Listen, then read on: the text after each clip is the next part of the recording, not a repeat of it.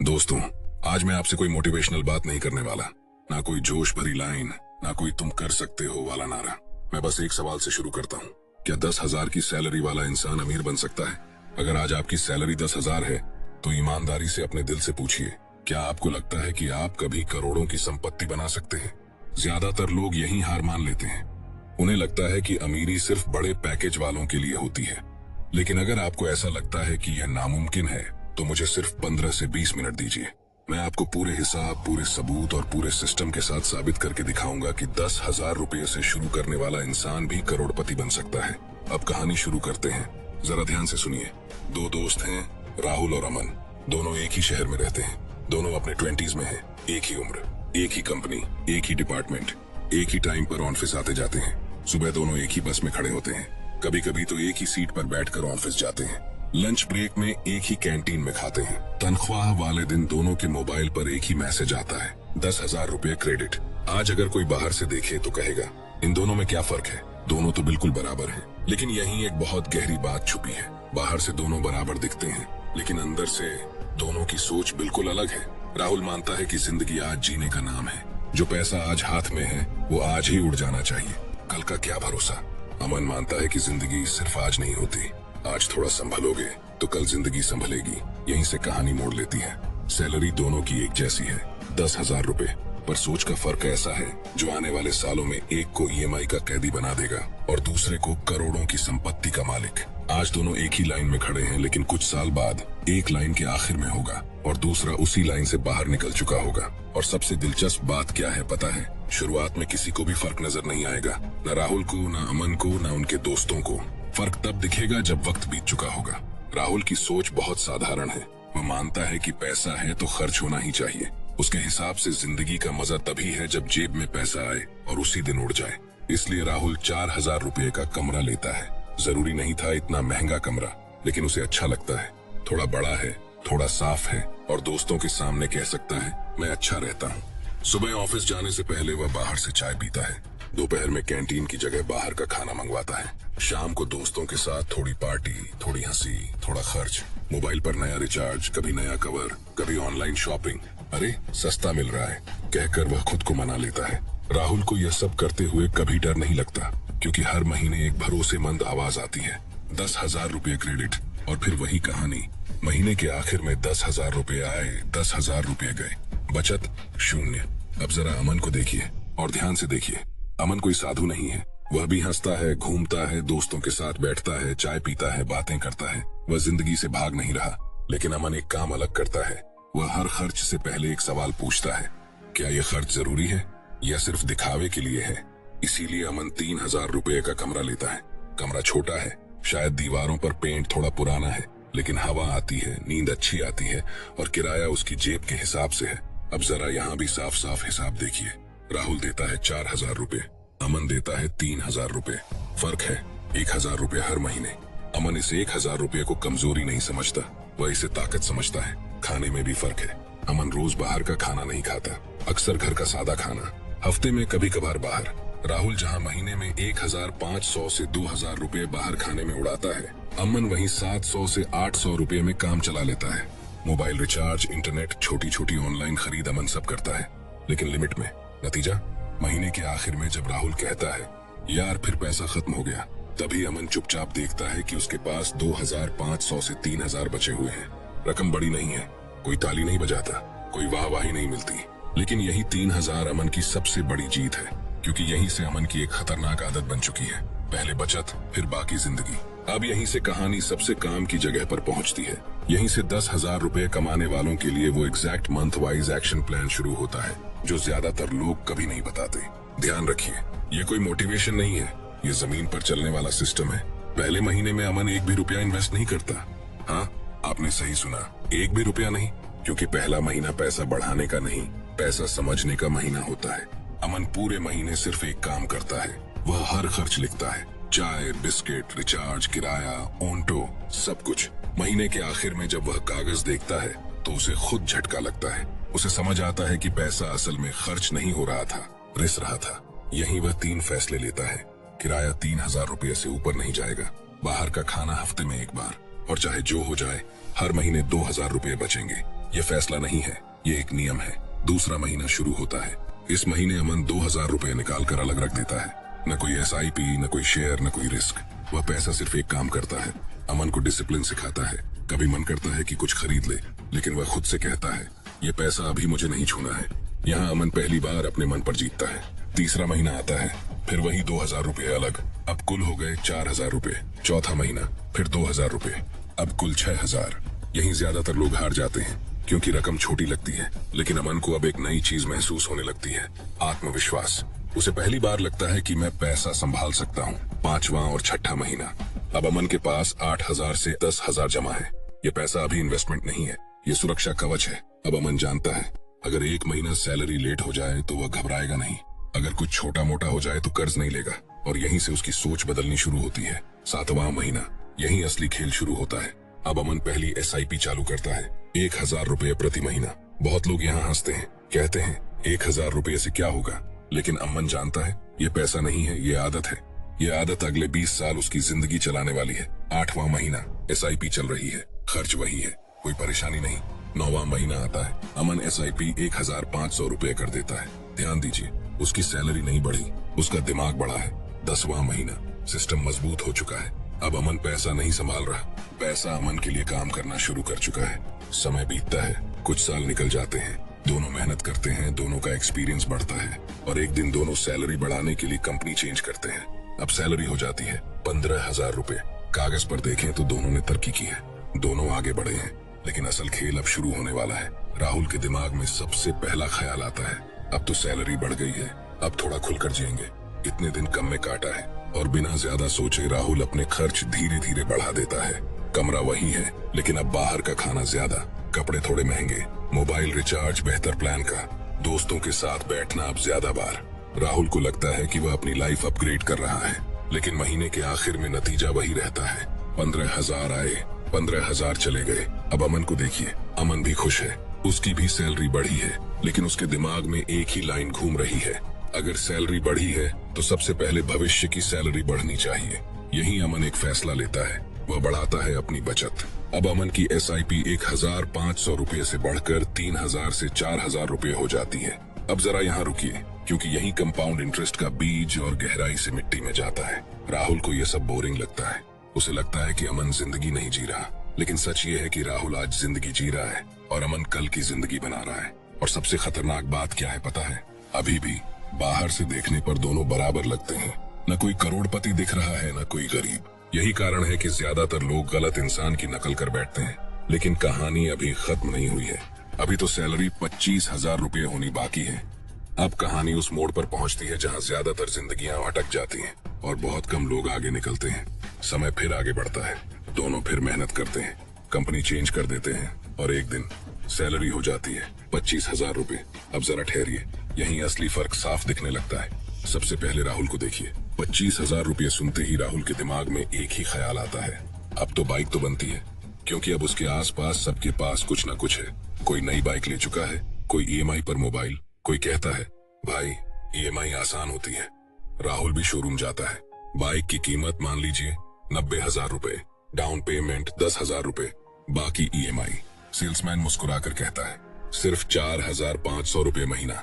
और राहुल के दिमाग में एक बहुत खतरनाक लाइन चलती है, 25,000 रुपए कमाता हूँ, 4,500 तो कुछ भी नहीं है। EMI शुरू होती है। अब जरा पूरा हिसाब देखिए। EMI 4,500 रुपए, पेट्रोल 1,500 रुपए, सर्विस मेंटेनेंस 500 रुपए, कुल मिलाकर हर महीने 6,500 से 7,000 सिर्फ बाइक पर। अब राहुल का खर्च बढ़ता जाता है, क्योंकि बाइक है तो घूमना है, घूमना है तो खर्च होगा। और जो सबसे खतरनाक चीज होती है वो धीरे धीरे होती है, EMI आदत बन जाती है। राहुल अब सोचता है EMI तो चल ही रही है, थोड़ा और ले लेंगे तो क्या फर्क पड़ेगा। उसकी सैलरी बढ़ी है, लेकिन हाथ में पैसा पहले से कम महसूस होने लगता है। अब जरा अमन को देखिए। अमन भी 25,000 रुपए सुनकर खुश होता है, लेकिन उसके दिमाग में कोई शोरूम नहीं खुलता। अमन वही करता है जो उसने पहले सीखा है, वह खर्च को वहीं रोक देता है और बचत को आगे बढ़ा देता है। अब उसकी SIP 3,000 से 4,000 से बढ़कर 7,000 से 8,000 हो जाती है। अब जरा यहाँ भी ठीक ठीक फर्क समझिए। राहुल हर महीने 7,000 बाइक पर जला रहा है, जो पैसा कभी वापस नहीं आएगा। अमन वही 7,000 अपने भविष्य में डाल रहा है, जो पैसा समय के साथ खुद बढ़ेगा। अब यहाँ एक बहुत जरूरी बात समझिए, राहुल की EMI फिक्स है, उसे हर महीने देनी ही है, चाहे मन हो या ना हो, चाहे नौकरी रहे या ना रहे। और अमन की SIP फ्लेक्सिबल है, कभी कम कभी ज्यादा, कोई दबाव नहीं, कोई डर नहीं। यही फर्क है EMI और इन्वेस्टमेंट में। EMI आपकी सैलरी खाती है, इन्वेस्टमेंट आपकी सैलरी बढ़ाती है। अब जरा भविष्य की झलक देखिए। राहुल सोचता है अभी बाइक ली है, अभी मजा आएगा। अमन सोचता है अभी निवेश किया है, अभी शांति आएगी। बाहर से देखने पर राहुल आगे लगता है, अमन पीछे, लेकिन असलियत में राहुल एक रस्सी में खुद को बांध रहा है और अमन उसी वक्त अपने लिए खुला मैदान बना रहा है। और सबसे मजेदार बात क्या है पता है? अभी भी कोई फर्क नजर नहीं आता, लेकिन कहानी अभी खत्म नहीं हुई है। अगला मोड़ और भी खतरनाक है। वीडियो में बने रहिए दोस्तों, आपको प्रूफ के साथ साबित करके दिखाऊंगा कि कैसे 10,000 की सैलरी से भी कोई इंसान करोड़ों कमा सकता है। आगे देखते रहिए। कुछ समय बीत जाता है। अब कहानी उस मोड़ पर पहुंचती है जहां जिंदगी पूरी तरह 2 हिस्सों में बढ़ जाती है। दोनों को लगने लगता है कि अगर आगे बढ़ना है तो कंपनी बदलनी पड़ेगी। और सच में दोनों कंपनी चेंज करते हैं। नई सैलरी 35,000 रुपए। अब जरा सोचिए, यही वो सैलरी है जिसे सुनकर ज्यादातर लोग कहते हैं अब तो सेठ है जिंदगी। लेकिन यही सबसे बड़ा धोखा छुपा होता है। राहुल की सोच अब और खतरनाक हो चुकी है। 35,000 रुपए सुनते ही राहुल के दिमाग में एक ही तस्वीर बनती है, कार। अब बाइक उसे छोटी लगने लगी है। ऑफिस में लोग कार से आते हैं, पड़ोसी भी कार ले चुके हैं, और समाज एक ही बात सिखाता है, इतनी सैलरी में कार तो बनती है। राहुल शोरूम जाता है। कार की कीमत मान लीजिए 6 लाख रुपए, डाउन पेमेंट 1 लाख रुपए, बाकी EMI। सेल्समैन मुस्कुराकर कहता है, सर सिर्फ 12,000 रुपए महीना। और राहुल के दिमाग में वही पुरानी खतरनाक लाइन, 35,000 रुपए में 12,000 रुपए कौन सा बड़ा खर्च है। EMI शुरू होती है। अब जरा पूरा सच देखिए। EMI 12,000 रुपए, पेट्रोल 3,000 रुपए, सर्विस, इंश्योरेंस, पार्किंग 1,500 से 2,000 रुपए, मतलब हर महीने 17,000 से 18,000 रुपए सिर्फ कार पर। अब राहुल की आधी सैलरी सिर्फ एक चीज खा रही है, EMI। और यहीं से राहुल की जिंदगी धीरे धीरे सिकुड़ने लगती है। अब वह सैलरी बढ़ने के बाद भी ज्यादा आजाद नहीं है, उल्टा अब वह और ज्यादा मजबूर है। अब अमन को देखिए, यही असली फर्क दिखता है। अमन भी 35,000 रुपए सुनकर खुश होता है, लेकिन उसके दिमाग में कार की तस्वीर नहीं आती। उसके दिमाग में एक ही सवाल गूंजता है, अगर मैं कार नहीं खरीदूं तो ये 35,000 रुपए मुझे कितनी दूर ले जा सकती है। अमन जानता है कार आराम देती है, लेकिन आजादी नहीं। इसलिए वह वही करता है जो उसने सालों से सीखा है। वह खर्च को लगभग वहीं रोक देता है, और जो पैसा बढ़ा है उसे सीधे भविष्य में डाल देता है। अब उसकी SIP 7,000 से 8,000 रुपए से बढ़कर 15,000 रुपए प्रति महीना हो जाती है। अब जरा यहाँ एक पल के लिए रुकिए। EMI बनाम SIP, असली खेल। राहुल हर महीने 12,000 रुपए बैंक को दे रहा है, बैंक अमीर बन रहा है। अमन हर महीने 15,000 रुपए खुद को दे रहा है, अमन अमीर बन रहा है। राहुल की EMI मजबूरी है, न दी तो परेशानी, नौकरी गई तो डर। अमन की SIP चुनाव है, कभी कम कर सकता है, कभी बढ़ा सकता है, कोई दबाव नहीं। यही फर्क है। EMI आपकी सैलरी को जंजीर में बांध देती है, SIP आपकी सैलरी को पंख दे देती है। बाहर से कौन आगे दिखता है? आज अगर कोई देखे राहुल कार से उतरता है, लोग कहते हैं भाई तरक्की कर रहा है। अमन ऑटो या बस से आता है, लोग सोचते हैं अब भी वहीं का वहीं है, लेकिन असलियत बिल्कुल उलट ही है।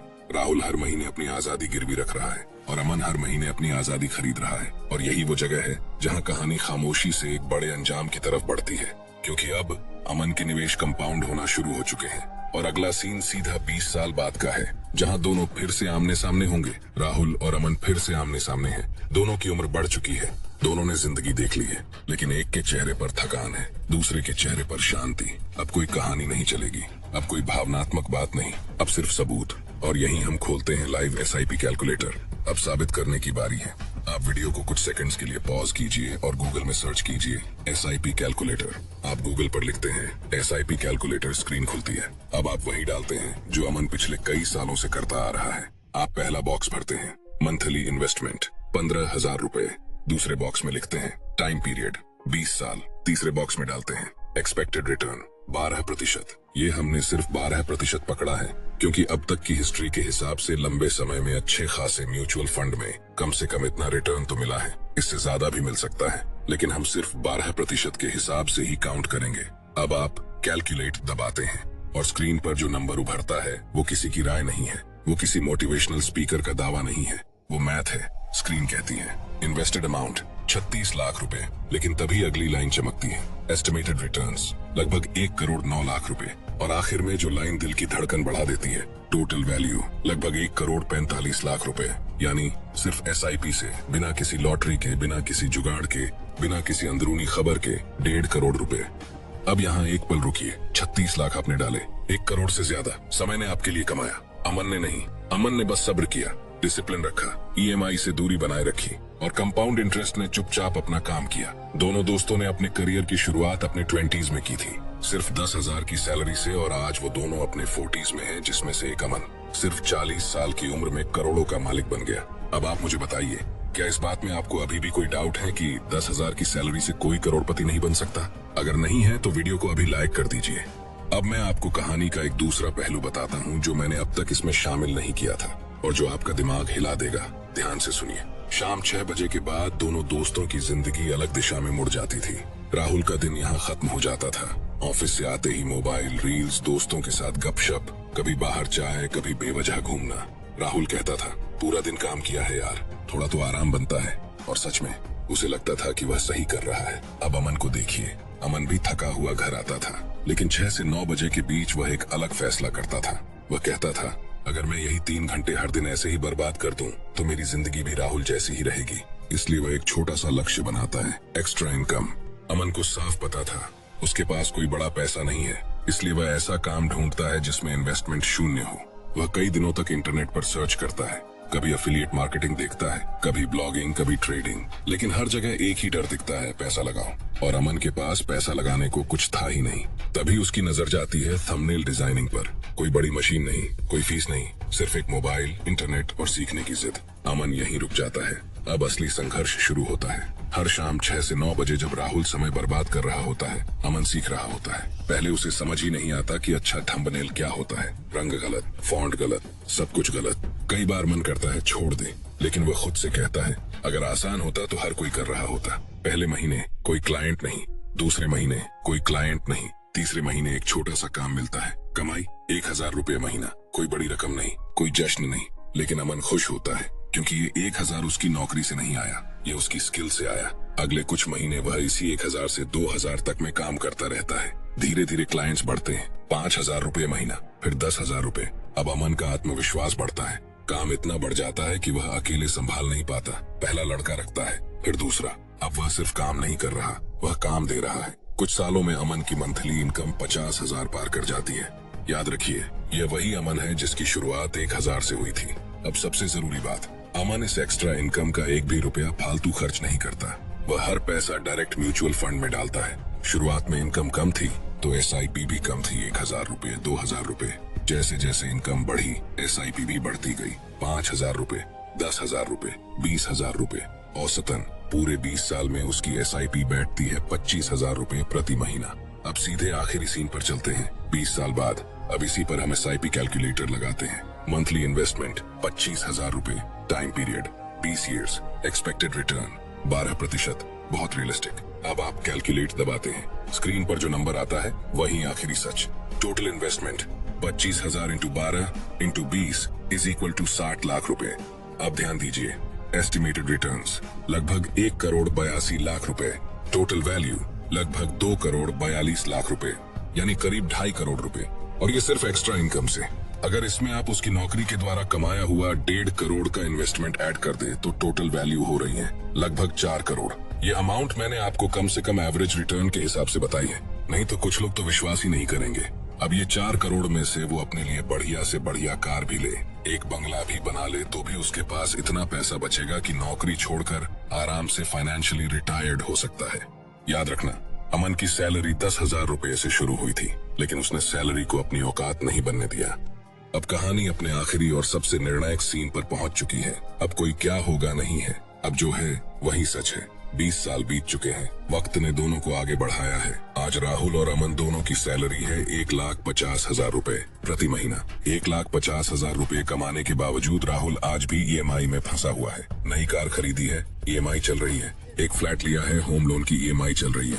क्रेडिट कार्ड, कभी फोन, कभी फर्नीचर, हर जगह छोटी छोटी EMI। वो मुस्कुराता है लेकिन अंदर से डरता है, अगर ये नौकरी गई तो मैं ईएमआई कहाँ से भरूंगा? सेविंग्स के नाम पर उसके पास सिर्फ उसका फ्लैट है, वो भी ईएमआई पर। अगर ईएमआई बंद हुई तो बैंक उसे भी छीन लेगी। अब अमन को देखिए, हाँ उसकी भी सैलरी 1.5 लाख है, उसकी सैलरी पर कोई बोझ नहीं है। अमन ने कार ली लेकिन कैश में, कोई ईएमआई नहीं, कोई बैंक कॉल नहीं। उसने जमीन खरीदी, फिर अपना घर बनाया, पूरी तरह कैश में, no EMI, no loan. Credit card है लेकिन सुविधा के लिए, कर्ज के लिए नहीं। अमन की सैलरी पूरी की पूरी उसकी अपनी है। अगर वह चाहे तो 1 साल क्या जिंदगी भर नौकरी न करे तो भी उसकी जिंदगी नहीं रुकती, क्योंकि उसके पास 4 करोड़ की इन्वेस्टमेंट्स हैं और आज भी हर साल 25 से 30 लाख का पोटेंशियल ग्रोथ दे रही हैं। राहुल आज भी सोचता है अगला ईएमआई कब कटेगा। अमन आज सोचता है अगला ट्रैवल कहाँ करे, कहाँ घूमने जाए। याद रखना दोस्तों, 10,000 कमाने वाला इंसान कभी छोटा नहीं होता। छोटा होता है वो इंसान जो सोचता है मेरे बस का नहीं है। अब मेरे पास आपके लिए एक सवाल है, और सवाल ये है, 20 साल बाद आप राहुल होंगे या अमन? फैसला आपका है। आपको अपने उज्जवल भविष्य के लिए बहुत सारी शुभकामनाएं। शेयर करो इस वीडियो को हर उस दोस्त के साथ जो सोचता है कि 10,000 की सैलरी से करोड़ों की संपत्ति बनाना इम्पॉसिबल है। कमेंट सेक्शन में अपने थॉट्स बताओ, और सपने सच होते हैं। इस चैनल को सब्सक्राइब करके ऑल की बेल आइकॉन दबाओ ताकि आने वाले नेक्स्ट वीडियोस आपसे मिस ना हो। अगर आप जानना चाहते हैं वो 6 खर्च जिनको आप रोकेंगे तो अमीर बनने से आपको किसी का बाप भी रोक नहीं पाएगा, तो इस वीडियो पे क्लिक कीजिए जो अभी आपके स्क्रीन पर दिख रहा है। धन्यवाद, धन्यवाद, धन्यवाद।